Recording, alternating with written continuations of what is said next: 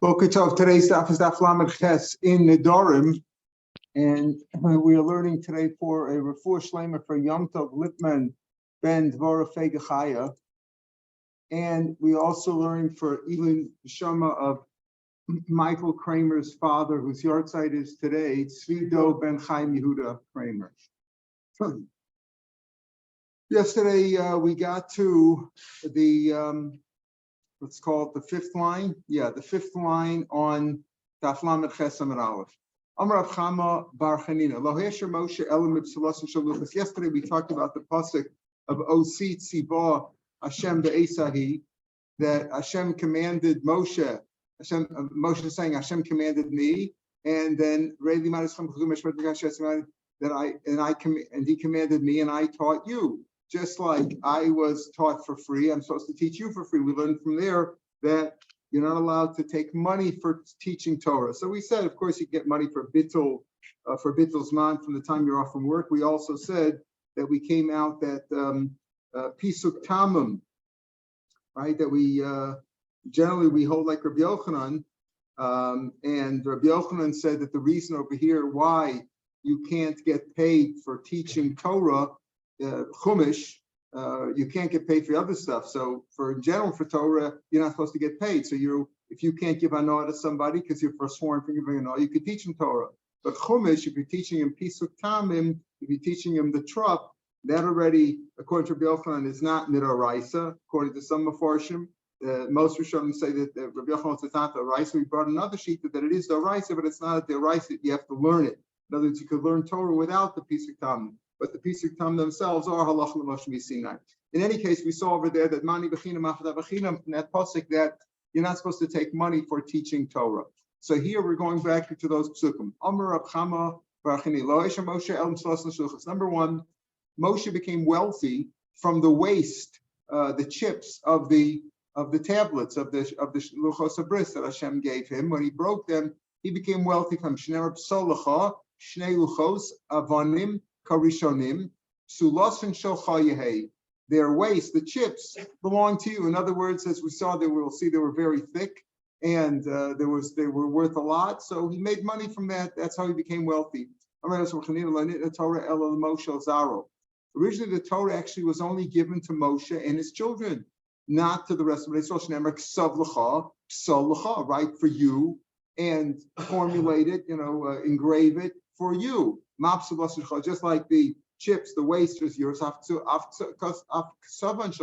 It belongs to you. The Torah is only for you. Moshe was generous. He gave it to Israel. The pasuk says, relating to Moshe, Tov Ayin Hu Yavarach. The one who is generous will be blessed. Okay, that's what the Gemara says at the beginning. It sounds like the Torah was not meant to give Bnei Israel, only to Moshe and his family. We'll see in a minute otherwise. Masra Chisda, Bosi Tziva Shem Beisahi, Lalame, Bosi Tziva Shem Beisahi, Lalame Eschem.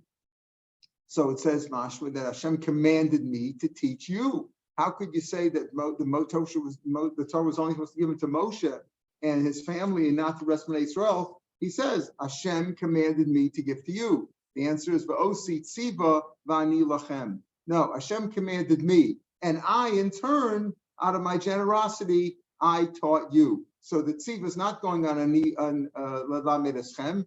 Hashem commanded me, Osi tziva, and then it goes on to say, and I gave it of my own volition. I gave it to you. Okay, another question like that. Again, it says same pasuk we quoted yesterday. See that I have taught you the ordinances and the laws, like God commanded me. I've taught you. It sounds like God commanded me to give to you. It says no. Again, Hashem commanded it to me, and I have taught you. I've taught you of my own volition. God didn't command me to do that. Okay. Again, these are we'll disprove this, but we keep trying to bring other proofs. Pasuk says at the end of Dvarim, after the Shira of Hazinu, write this song. For you, plural, for Bnei Yisrael. So how could you say that the Torah was only for Moshe and not for the rest of Bnei Yisrael? Hashem gave it to Moshe of his own volition, of his own generosity. He gave it to them. But here you see, if it's OC, okay, say Hashem commanded me, Sav L'cha for you, right? You could say, Kasher Tzivani, Hashem commanded me, and then I gave it. But here it says, V'ata kisvu lachem, right for you, plural, for Bnei Israel. The answer is Hashiru l'chud. All he said was that he's giving the Shira to all of Bnei Israel, but not the rest of the Torah. But then it says, Lamantia li hashira hazos la'ed Bnei Israel. This Shira should be as a witness for Bnei Israel. So that the Bnei Israel, for what kind of a witness? For all the Torah. This Shira will be a witness. In other words, what does the Shira say? Hazim Shemaim Baretz, right? The Shemaim Baretz, everybody should listen. All the Torah is referring to all the Torah. All the commandments that I've given you should be a witness, that they will be my witness, that if you don't listen to me, bad will befall you. So Lamanti Asher Zos La'ed B'Bnei Yisrael. The Shira is not simply a song to give them, it's Eid B'nei Yisrael for the rest of the Torah. Ela Pupul Be'alma. The truth is Ein Achanami. The Torah was really for all Bnei Yisrael. But what Hashem gave to Moshe was Nasal Moshe. What Hashem gave to Moshe, what Moshe out of his kindness gave to us, is the pilpul, the dialectics, the argumentation that's been handed down and that we learned in Gemara when we have this pilpul. That's what he gave to Moshe. Moshe gave us of his own volition to Bnei Israel. But the Torah itself he gave to all Bnei Israel.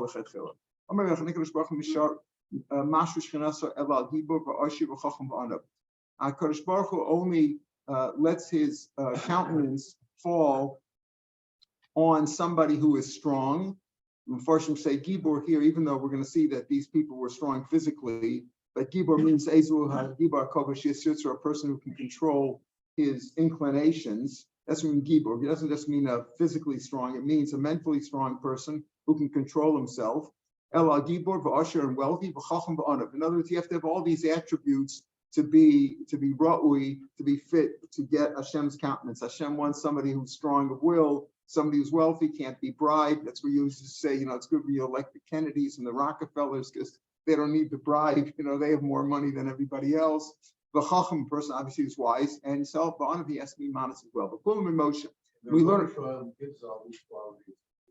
Well, yeah. And then says what? Right. So he has to have the wealth, but the Gibor and the Anav, those are things that those things that's Yiras Shamayim. That's something you have to develop yourself. Chachma also can be acquired, right? Wealth is presumably given by God, but you have to have all the attributes. We call Moshe. We learn of Moshe. Gibor Osiv by Yifros Esa Halamishkan, and he spread the tent over the tabernacle. The Amar Moshe Rabbeinu Parson. Moshe himself did it. It wasn't like he had the whole troop, a whole group of people. There are a lot of workers helping him. When he built the Mishkan, he himself spread all on the Mishkan, except Esser Amos Orachakerish. Each board was 10 amos high. That's very big. So Moshe had to be at least that big to spread it out. So Ema, the Orach, maybe he was tall, but he was weak. He could be, tall and skinny. Element, I think, from this pasuk it says, "But Espos b'shnei, and I grabbed onto the two tablets. I threw them from my hands. That's the pasuk in I think it's in Eikav when he's describing what he did. And he broke them. So to hold those two heavy luchos, and he held them in his hands and threw them down. And these were made out of stone. Vitanya haluchos archan shisha. It was like it was shayish, right? It was very heavy, very thick. The Tanya Luchos Archan Shisha, they were 6 tefachim in length, Rachman Shisha, and their width was 6. There were 6 by 6 oven shlosha, and there were 3 tefachim thick. We're talking very, very heavy stones. Obviously, he was strong. That's how we know he was strong from there. That he was tall from the Mishkan, and that he was strong. We see from the case of the Luchos. Asher, how do we know that he was wealthy? As we mentioned before, the chips, the waste from the things belong to you. And that he made money. Chacham, pardon? And God gave it to him. God gave him the wealth. No, wealth we had before the Gemara. And so, right. The so in Gemara Sot and Daf Beis Aleph, right there he brings the Rashi there tells you how the Gemara is quoting the Gemara elsewhere about that whether a person is going to be tall, short, wealthy, not wealthy, good looking, bad looking, whatever, all that is years, all that is determined from Hashem. But Yiras Shamayim, things that are depending on Yiras Shamayim, which obviously includes anivus and the first quality of a gibor, being able to control yourself, that's all from the person himself. So, Chacham, Rabbi Shmuel, how do we know he was wise? There were 50 gates of understanding given and created in the world. They were all given to Moshe, except for one. In other words, the one that Hashem had over and above him, he was diminished one little bit from God. In other words, God had all 50 sha'arim, and Moshe had 49 of those. So obviously, he was very, very. He had a lot of wisdom. Rashi says over here that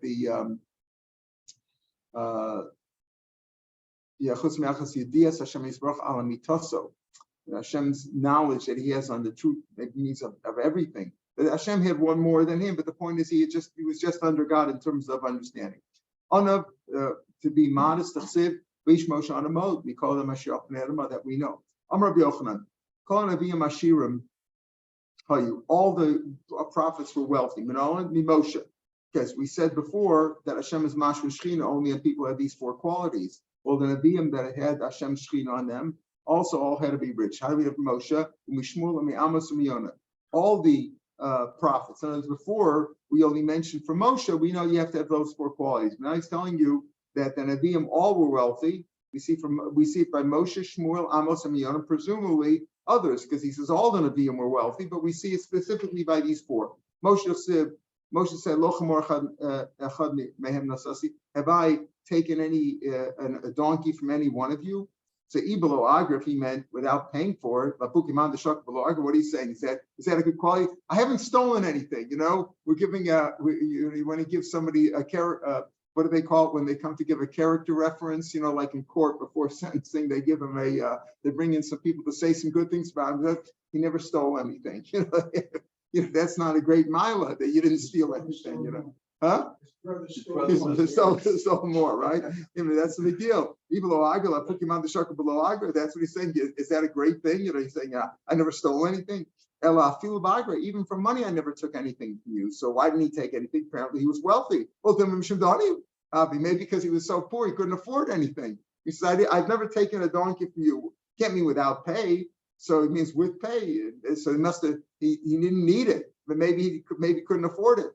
Like we mentioned before, because from the chips, that's how we know he's wealthy. Shmuel, how do we know Shmuel's wealthy?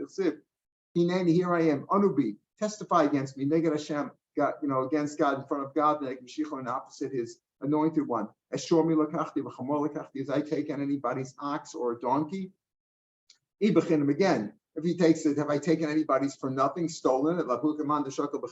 Is that something to brag about, that I haven't stolen anything? Even again, Dilma Ani, maybe Shmuel was poor and that's why he didn't do it. In this pasuk it says, Shmuel, when he returned home, he went to Ramod over there behind us at near Kever Shmuel Hanavi. Kisham Beso, that was where his house was. Yama Rava, Kolmak Mshalach Beso Imo. I wonder if the pshat is based on some Beso, but the drush is wherever he went, he took his house with him, meaning he took his whole entourage, he took everything with him. He was able to take, it wasn't like we take a little suitcase or something, just the things we need. He took everything with him, means he must have had a whole entourage with with a lot of helpers and animals to carry all his stuff. He took everything with him. So you see from there that he was wealthy. From here to wealthy, pretty hard to be honest. Oh, why do you say that? In other words, because the Gemara keeps asking, these are the exceptions, right? Gemara keeps asking, he was rich, but what does that mean? Why are we defining it in terms of, did you take anything from somebody? No, not in that sense. The sense we're just saying that he didn't steal anything, right? Is just to say, what did he mean when he said, I haven't taken anything from you? Without money, of course, he doesn't mean that, right? Because it's not a big. No, it means to say he was rich. He was rich, yeah. And the assumption is, how do you get rich? No. We want to know how he got rich. So we're not asking how he got rich. We're asking, were they rich? Moshe got rich. How do we know he was rich? Because it was the source we had before. He got rich from the chips of the luchos. We don't know how Shmuel became rich. We don't know how he became rich. Maybe he got it by inheritance. Like they ask you at the bank, where did you get this money from? I mean, what's in your business where I got the money from? I stole it. I came into you. Every time he asks me, where did you get this money? What's in your business? I get the money. I put the money in It's from the been different than his mother had, because he was the only son that his mother. the money's sitting in the bank for 20 years and they're asking you, where did you get this money? The money's sitting there already. I'm not talking about new money. The money's in the bank for 20 years. Where'd you get this money? They only asked you to give us- Yeah, what are you doing? I was going to give it to you, but now that you asked, anyway, so we don't know the source, but he says he was wealthy. Okay. Says Elchanan he was also wealthy, also. Who? Elchanan. Elchanan, yeah. He took his whole entourage. Yeah, it could be, but there's That's no the way drush they about that. travel. It doesn't say Elchanan was a Navi, but okay, we'll see. That's the Here's, way people travel. right. Maybe. Or it could also mean that he traveled because he didn't have anything at home. It was easy to keep everything in his on his backpack. It could mean that too. But that's what the Gemara says. The Gemara says that he must have known that he was wealthy and he took his whole house with him.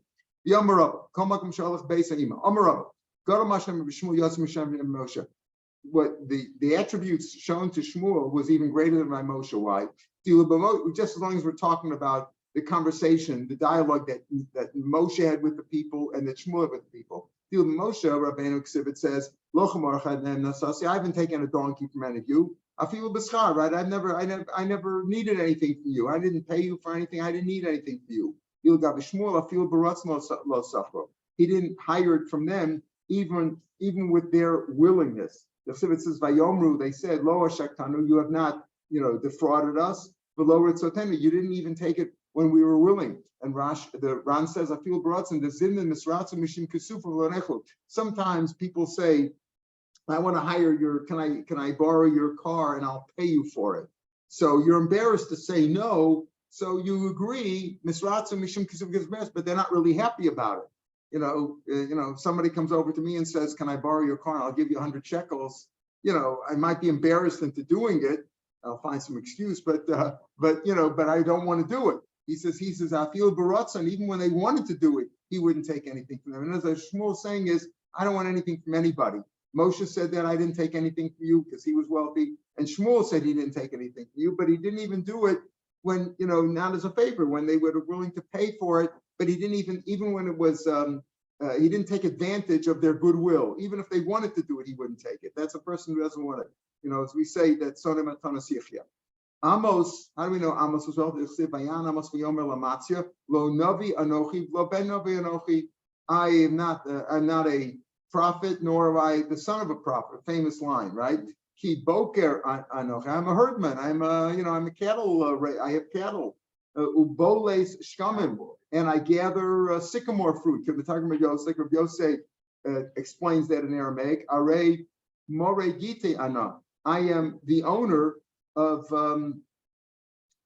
herds. I'm the owner of cattle, of flocks. B'shikman li b'shavalta, and I have sycamore trees down in the valley. In other words, I am a very wealthy man. So that's what he said to me. He says when he talked, he didn't mean he was just answering him. He was saying, even though we're saying that Amos, what we said over here that Moshe and Amos said these Nevi'im were wealthy, but he said, Lo Navi Anochi, Lo Ben Navi Anochi. I guess it meant to say only if God tells him something, right? What do you mean? Amos was a Navi. But anyway, that's what he said. He said, but the point is, you do proof from over here that he was a businessman. He had a farm, right? He had cattle and he had trees, etc. He had all kinds of stuff. Yonah, what happened? Yonah went on the ship. Remember the story with Yonah? We all read it. We read it every Yom Kippur. Yonah went on the ship. And he paid the hire. He bought a ticket. Everybody went into the ship. He paid for the whole thing, not just for his ticket. He paid for everybody. Amar Rav Rumnus, 4,000 gold dinars. That's a lot of money. So he obviously was very wealthy. Originally, Moshe learned Torah. He would forget it, like all of us do. The nature is we forget it. Forget what we learned yesterday, right? It was given to him as a gift. When Hashem stopped speaking with him, stopped giving him, he gave it to Moshe. Once he had it, that's the idea to be Kona Torah, that you can remember everything. But even Rav Chaim Kanievsky, he reviewed the whole Torah every few days or every few weeks, everything. you forget it. If you don't review it, you forget it. We learned it 7.5 years ago. We learned the same plot. Who remembers it? Says the Mishnah.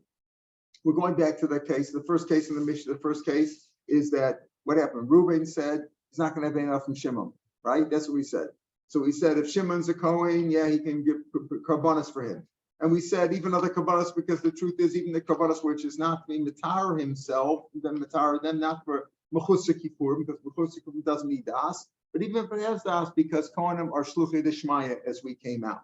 So you could do all those things. Not the first Mishnah in the parak, but which Mishnah was that? The Mishnah that said, where was it? The Mishnah on, one Mishnah was on Lamed Hamid Bay, right? Maybe it was on base. No, it was the first Mishnah. First Mishnah in the parak said that Amur ano mechabeiro. No, it's not good. It's the Mishnah Amur ano mechabeiro on Lamed Gimel Ma'av. That's what we're talking about. If Reuben says, I'm not going to have anything else makes a net, I'm not going to have enough from Shimon, still Shimon could give his shekel, pay his shekel for him, and he could pay his loan, because we said it's Mabriach Ari, he's just chasing away the lion, meaning he's not giving anything directly to Reuben. He could pay a shekel for him. It could be speaking about where he sent the shekel and it got lost. But he doesn't have a responsibility. Even if he didn't pay the shekel, didn't have to. And some say that the praise chov was also if he didn't really have to pay it back. But even if he had to pay it back, he wasn't giving it to him directly. He's allowed to do that and can return to him his lost item, right? As long as he doesn't get paid, he doesn't get paid for it. So we said Shimon could do all those things for Reuben, and we said in the last Mishnah he can give truma for him. And what did we explain the other day? What truma can he give for him? If he's giving truma from Shimon's own stuff, he could do that too. That's like paying his shekel or paying his loan off. He's not giving it directly to him. We said indeed that if it's Reuben's own truma, he's giving from Reuben's own truma. On that, it's speaking about where Reuben said, "Whoever wants to give truma for me can give it. Whoever wants to do it can do it for me." Then he's not giving. He wasn't made. If he was a shliach for him, then obviously he's doing his bidding and he's doing his favor. But he didn't appoint him directly. All those cases are mutter. And we said also that he can teach him Torah because you don't get paid for that. That's the basic idea. And then we say over here in the Mishnah here that you can also feed his wife and children. Reuben is not supposed to get that from Shimon. How could he feed his wife and children? If he doesn't, Reuben have a responsibility to feed his wife and children. Again, the Mishnah says, we're at the Mishnah now on the bottom of Lamed Ches Manal. Even though Reuben's mechuyev to feed them, but he's not giving it directly to Shimon's not giving it to Reuben. He's doing a mitzvah. He's feeding people.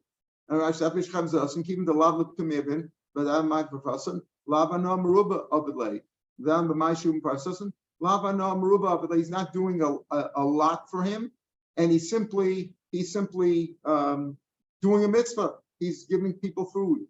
But the layers and behemto. That's right. He has an obligation to give the shekel. He has an obligation to pay his loan. And he has an obligation to give truma too. But it's not considered no. It's an indirect no. That's what we said before. It's only a grum. He's not giving him a no directly.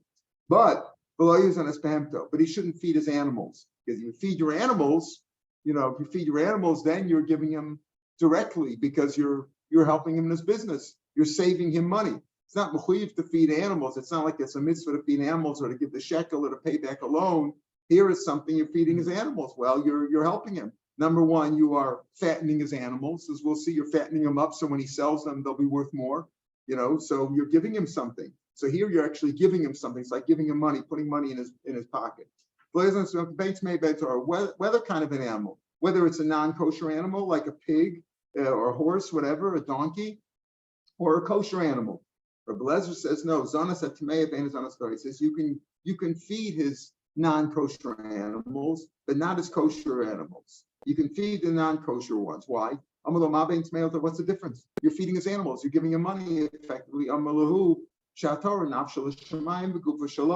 A kosher animal, its soul belongs to God. Meaning, when the animal dies, it dies. You can't do anything with it anyway. But the gufa shalo, but he gets to eat it, right? The gufa belongs to him, the meat belongs to him, the tmeya. But a non-kosher animal, you don't get anything from when the animal dies. You can't eat it. You can't even eat it. A kosher animal, you get something out of. So Rabbi Lezer wanted to say, Rabbi Lezer says that you can feed a non-kosher animal because he's not going to get anything out of it anyway. It's working, so it's working. It's working either way. You're not really helping it along, and you're not going to get any food out of it.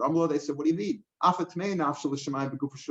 Also, even though it's never, so to speak, its soul belongs to God, meaning when it dies, it dies. But the animal belongs to you. The meat belongs to you. You could sell it to a guy, all right? Or feed it to your dogs. You could, even if you have a non-kosher animal, if you have a horse or a donkey that dies, so you can sell it. You could sell it to goyim or feed it to dogs. So it's worth something there too. So, but Rabbi Lezer says you could feed the animal to man. Now the Ran points out that even Rabbi Lezer, when he says you can feed his non-kosher animal, he doesn't mean in general to feed him, because it means to feed him just so the animal will have strength, and you're helping him along. You're helping him in his business. He uses these animals in his field to work with or whatever, or he's going to sell them, right? There was something, but he says, what's Rabbi Lezer's svar? Then why do you say you can feed a non-kosher animal? Because he's talking about fattening him too much. Rabbi Lezer didn't understand or didn't think of or didn't accept the idea you might sell them to goyim or feed it to like.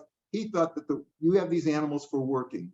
When the animal is fed, we're talking about an animal that you're overfeeding. And when you're overfeeding him, you're not doing the guy a favor because the animal will be lazy now and won't work. That's what the Ran says. Venerally, take a look at the Ran, 5 lines down from the top of the page, right? The first of the narrow lines on the right side in the Ran here on Amid Beis. Venerally, give him extra food, to fatten him up. Since you can't eat the animal anyway, he's not kosher for work. By fattening him, you're not doing him a favor. You're making him too lazy, right? You're giving him pinuk, right? You're making him too delicate. Below of the shop, he won't work. You're hurting him. It's the opposite. But food that the animal needs to live on, you're certainly helping him. Again, when it comes to the wife and the children, you can feed them. Why can you feed them? Because you're not giving the guy directly hana. He's mechuyev to feed them, but if he doesn't feed them and you feed them, you're doing a mitzvah. You're feeding somebody who needs food. No mitzvah to feed the animals. The animals can go out in the field and get their own food. So there you're helping him because you're helping him in his business. So he says, because the Tana said, you cannot feed his animals under any conditions. The mashma the kulu kavni. In all conditions, the metzer, the Torah metzer nami v'tmeya. So Rabbi Lezer says, no. There are certain conditions. This is what Rabbi Lezer holds. There are certain conditions in which you're allowed to feed his non-kosher animal when you're doing it to his detriment. Not talking about the basic food that he needs, but giving him extra food. That's what the Ran wants to explain, because otherwise Rabbi Lezer is hard to understand. How does it fit into the Mishnah? Yeah. That shot. If We're it's just talking about group, not group. No. Yeah, the Mishnah's talking. When he's talking about feeding, he just means we're talking about overfeeding.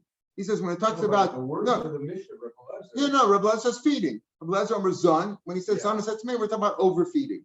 Overfeeding. That's how he lines it. Because otherwise, it's hard to understand. How could Rabbi Lezer say that you're allowed to feed his non-kosher animal? You're allowed to feed him. The animal's not. The animal, if you don't feed him, the animal will die. And you're allowed to feed him and help him. That you're giving him directly in us, like giving him cash. But who's Rabbi Lezer says John? Right. Follow up.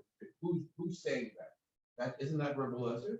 Rabbi Lezer says zonas atmei ben zonas Torah. Okay. So the Ran saying, how could you say? And the Chum said, what do you mean? The Chum amalo ben tmei ben Torah. So the rabbis answered him. Right. They said, no, you can feed either one. You can't feed either one. You can't feed either one. So he said, amalu, what's them see? They no amalu ma ben tmei. What's them seeing the ben Torah? Why do you say you could feed? So he says because the Torah you get to eat, but the non-Torah you don't get to eat anyway, and therefore you can feed them. They said, well, it's not just about eating. They said it's about selling. You could sell them and give them to so even overfeeding. But what's bothering the Ran is how could a blessed have a half minute you could feed it to me? Of course you're helping the guy. Of course you're helping him. What's the difference if the fact that you can't eat the non-kosher food? You're still helping you're helping him. He's doing work for you. And on top of that, you could sell it to a guy and give when the animal dies, you can sell it to a guy, or even while it's alive, you can sell it to a guy, or you can give it to your dogs to eat. So what's happening? What's happening that you're allowed to feed the tomato? The answer is his half minute was only you're allowed to overfeed him, where it wouldn't be directly helping him. You're hurting him. Again, Reuben can't have enough from Shimon, right? Made enough. Mutalas labito. Shimon is allowed to give his daughter in matrimony to Reuben. Listen to this again carefully, right? Can you give him a no, right? You're giving him a no. So are you allowed to? We've said all these exceptions, right? You can pay his shekel, you can pay off his loan, you can give truma for him, you can feed his wife and children. Can you marry off your daughter to him? He says, yeah, you could. How about Rav Zera? So what are we speaking? What's the case for my asking? What's the case over here? That's what we're talking about here. The basic case, right? Shimon can't give Hana to Reuben. Reuben first swore having enough from Shimon, and we say that he can give his daughter in matrimony to Reuben. If that's the case here, the father of the kala, meaning Shimon's daughter. Daughter is the kala, asur and al chasam. So what are you speaking about? We're assuming here that the daughter is a na'ara, so the father still has reshus over her. He's the one who can sell her. He's the one who can marry her off. He can't sell her as a shifka, literally. That's really as a shifka per se. We're talking about only girl who's the katana, but if she's a na'ara, he can marry her off. So if it's Harei Mosel Shukla Shamsho, I understand. So why you say he's allowed to? He's giving her a woman has all these obligations. Not only does she has to sleep with her husband, but she has to knit for him and cook for him, all the things that a young wife is supposed to do for her husband. So if we're speaking about that, he is giving them a no. How could you say that in the case that we said you feed his wife and children, you can pay off his shekel, pay off his loan, pay his truma. You're not giving him out to him directly. Here you're giving him out directly. I'm giving you somebody who's going to knit for you and do this for you and do all these different jobs for you. So how can you say he's allowed to? How can Shimon give his daughter? If Shimon can't give him out Reuben, how can he give him his daughter in matrimony? Ella they come maybe the other way around. The nechasim of the chasan are usher on the father of the kala. In other words, we're speaking over here, let's say where Reuven can't give Hana to, or learn it the other way. Let's say, okay, Shimon can't give Hana to Reuben. Shimon is the chassan, let's say, and he can't give Hana to Reuben, and Reuben's daughter, it's Reuben's daughter. But why can't he? So, there's this case again. Shimon, let's keep it standard. If Shimon can't give Hana to Reuben, if Shimon is the chassan, and Shimon can't give Hana to Reuben, he says, what? He can't marry Reuben's daughter? Why? Why can't he marry? Why is that giving Hana to Reuben if he marries off his daughter? We just said at the beginning of the Mishnah, he can actually give Reuben's wife and children when Reuben's married to them, right? He can give Reuben's wife and children food. Even though he's mechuyev to them. And you say that what? You're saying you're allowed to marry the daughter. Well, of course you can marry the daughter. What are you doing? Take a look at the Ran before the lines get wide in the Ran, further down on the page.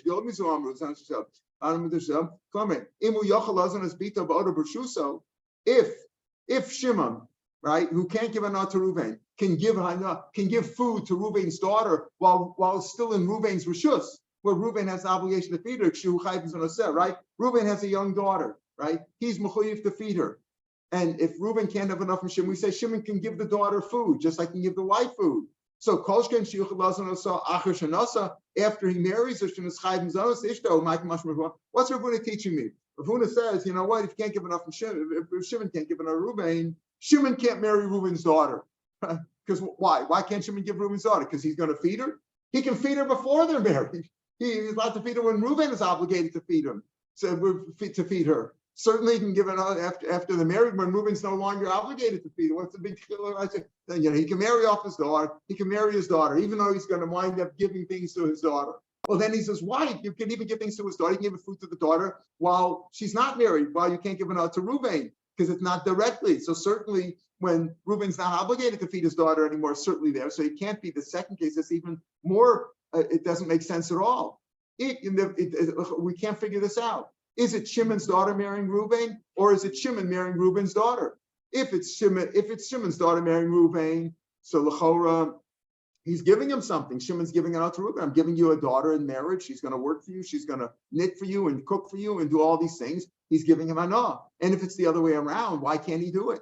If it's Shimon marrying Reuben's daughter, so what's the problem with that? What is he helping Reuben with? He could even give food to Shimon's daughter before they get married. So certainly after they get married, when Reuben's no longer obligated, now it's Shimon's job to do. Of course, he can do that. What's the Chiddush? You're right. We're going back to the first case. Shimon can't give an out to Reuben. We're talking about Shimon cannot give Shimon's daughter to Reuben in matrimony, right? And Shimon, he's right. We said over here, you would think he can't give her an out. In other words, Shimon's is not allowed to give an out to Reuben. And L'chor, you would say that if he gives his young daughter to Reuben in matrimony, he's giving Reuben an out. Or with Bito Bageres, we're speaking about where the daughters are already 12 and a half years old, where the father is not entitled to, there's no reshus over her. So he's not giving him anything. It's his daughter, Midata, it's her own das. The Ran says, Tu pshatim Midata, right? She's giving herself. The Ran in the second of the wide lines, so Midaiti. Even Shabaga Shuman Lebiyoshus, based on Shus, and Inami, he come and Midaita, Lemute Daita the Chasan, that we're saying Midaita, Shim also Shliach Ledabri Maliski Nisun, also the Kamahani Lay. Here's the story. Let's say that Reuven is trying to convince Shimon. He says, listen, I'd like to marry your daughter. She doesn't want to marry me. Can you put in a good word for me? Can you convince your daughter to marry? So then Shimon's doing him a favor, right? That he can't do. But if she marries her on her own, so Reuven's allowed to. That's what we mean over here. But Yitzchak Rav Hanani Rav Huni said, we're taking out with a girl. She's on her own. She's 12 and a half years old. She's independent. What's the word for that? She's what do you say when they're 18 or when they're 21 years old? They're adults now. They're of age. They can do what they want. So therefore, he's allowed to. That's what we mean over here. Back in the Gemara. If Shimon cannot give it out to Reuben, Shimon cannot marry off Shimon's daughter to Reuben, but he can marry his bagras and midat. It's on this. The more it doesn't say that there's a no just on the fact that your daughter's getting married. No. That's not how. No. That your daughter's getting married, then that's your no. He can't give a not to Shimon. The other way. We didn't know which way to learn it. Right. The other way. He's giving him a no because the guy's been waiting to marry off his daughter. No. But who's is Shimon's daughter's getting married to Reuben or Reuben's daughter? Either way. Yeah, that's why is there no hana on the fact that your daughter finally is getting married? She's been sitting at home without a shit of date. Okay, right? So and she's finally getting married. That's no. So here's the thing. If we're talking about Shimon's daughter marrying Reuben, right. So Shimon's getting the hana. That's not the problem. The problem is Shimon can't give hana to Reuben. That's how we come out. Shimon give hana to Reuben. He's giving him hana. No, he's not giving him hana. He's not giving him. He's giving him a nod. If she's under 12 and a half, he's giving him a nod. Then he's not allowed to. He's not allowed to. No. So again, we're not talking about all these people sitting at home. No. But that's Shimon's on no. We're talking about he can't give a nod to Shimon. Reuben is the chasam, and if Shimon's daughter is marrying Reuben, right? Okay, so. If she's under 12 and a half, he is giving hana to Reuben. That's forbidden. If she's over 12 and a half, it's none of Shimon's business. None of Shimon's business. The fact that Shimon is happy that his daughter is getting married is irrelevant over here because there's no enough. Pardon what? Shimon gives his daughter to Reuben, right? And she's ugly. He can't cook. Okay. So that's my point. So why did he marry her? No. So he shouldn't marry her. Then he shouldn't marry her. No, but we're not. Your point is that the father of the Kala is happy, but that's hana to Shimon. There's no hana to Reuben there. Like he says in this case, the hana that he's forbidden, he can't give hana to Reuben. That's what you could say. He's giving it out to Reuben because he's giving her a wife. He's giving her a wife. That's hana, right? He's giving him a wife. That's hana. She's going to cook for him. She's going to sleep with him. All the things she's going to do with him. You're right. So the Gemara says he can't do that if she's under 12 and a half. She's over 12 and a half. Then Shimon's not giving that hana. She's doing it on her own. Sometimes we have in the Gemara many times when a father sends his son to yeshiva and the kid comes home for Shabbos or for Pesach and says, "What are you doing at home here? I sent you to learn. What are you doing here? Get out of here!" Right? So sometimes he made a netter that his son can't have any hana from him. He did it in order to encourage him to learn Torah. I'm sending you to the yeshiva. I don't want to see you for the next 10 years. Don't show up here anymore. That's what he did.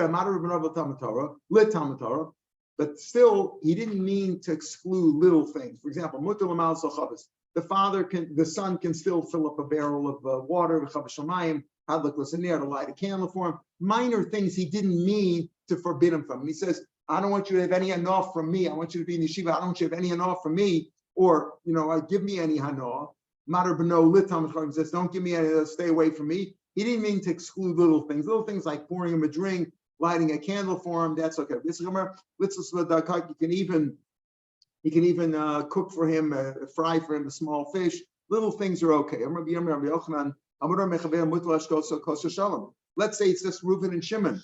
Reuven and Shimon can't, let's say again, Shimon can't give an out to Reuven, but he's allowed to give him a cup of peace. What does that mean? Really just means being normally friendly, like normal manners. Mind you, we're going to explain it to be kosher based ovel. Here in Bubble, when it says kosher, when it says hocham, he's here in Bubble. A kosher based ovel in an ovel house, you're allowed to give him a drink. The guys in ovel. But Maravam never said kosher based berachats, and in a bathhouse, in a bathhouse. Maybe it was steaming there and they needed a drink, little things like that, even though you can't give it no, but things like that, it's just courtesy. That's not considered giving him real pleasure. Those things are allowed. Yoshua ish Uza, not Azza, but a man from Uza, Yoshua said as follows. Zon he's allowed to feed his servants. Again, where Shimon can't give enough to Reuben, he's allowed to feed Reuben's servants. But not as animals, like we said in the name of the Chachamim. You can't feed animals at all. Again, Rabbi Lezer said you could give non-kosher animals, and the Ran explained that to me, only overfeed them. But still, he says you could give his workers food. Why? My time. They're made for work, not made to fatten them up.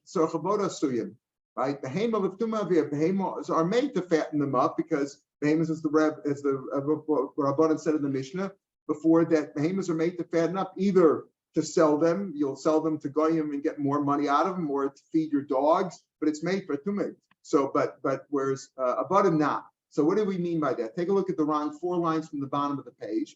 As avodim as shchosaknanam, nearly the mazonos yisem kamar. We're talking about giving him extra food, right? About Reb Lezer, it's going to Lezer Achkamar. How shall you say this that Reb Lezer permitted above the Shari Reb Lezer behemoth tmeya? The mazonos yisem, the way the Ran explained Moshe Parashti V'Shasenu.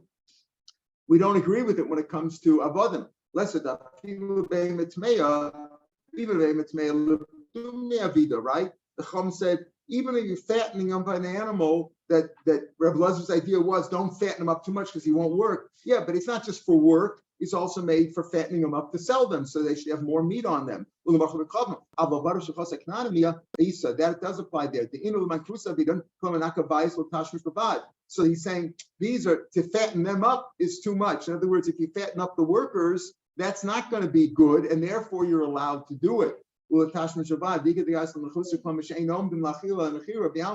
what he's saying over here, what's as far why should be able to feed his avadav shivcha? It's not his family. It's not, let's say, a mitzvah to feed them. So he's speaking about to fatten them up. That's what he means. That's what the Ran says. That's how it makes sense. That animals are made to fatten them up. You're giving him, if you're feeding his animals, even if you're overfeeding them and they won't be able to work, but you can sell them. You'll get more meat, whether it's kosher or non-kosher. You're doing him a favor. You're giving him something. But by the workers, when you overfeed them, you're not doing him a favor, and that's why you're allowed to do it according to the way the Ran explains over here. One more line in the Mishnah. Again, can't have a no where Reuben, let's keep our regular case where Reuben cannot have enough from Shimon, and then Reuben got sick, and Reuben and Shimon comes in to visit him in the hospital or in his house, wherever he is. Omen, he can stand below Yoshua. He shouldn't sit. When the visitor comes, he shouldn't sit down. Okay. Umarapo refuas nefesh. And he can feed and Refuas Nefesh doesn't mean talk to him nicely. It means literally help him. He's sick, help him with refuah. The Gemara is going to explain that everybody is a chiyuv to help one another get healthy, because it says Vashevosalo, you give him his lost item. You're supposed to return. If somebody lost something, right? You're supposed to feed him. Well, if he lost his health, there's no bigger loss than losing your health, right? Losing your health, and therefore there's a chiyuv to return his health to him. Everybody, you might say, well, he's got a good doctor, but maybe there's another doctor you could recommend because you're not a rezocha to get a refuah from this particular guy. So everybody is a chiyuv to heal him. Avlo refuah smam. Refuah smam means if his animals are sick. If Because animals are sick, you're not mechuyev to give him money for that, right? His belongings.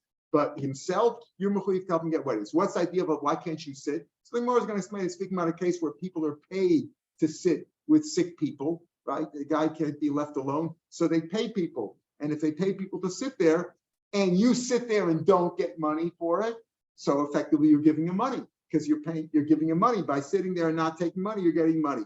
So it's even in a case like that. The Gemara will explain this tomorrow's Gemara. Tomorrow's Gemara is on the podcast, and on Sunday, Mitzvah Hashem, we'll pick it up from the 7th line on Daf Mem. The 7th line on Daf Mem on the Alpha, that's where the podcast will take you. Ki also Rabimi, pick it up from there. Shabbat Shalom, L'Kumam. Shabbat Shalom. Shabbat Shalom.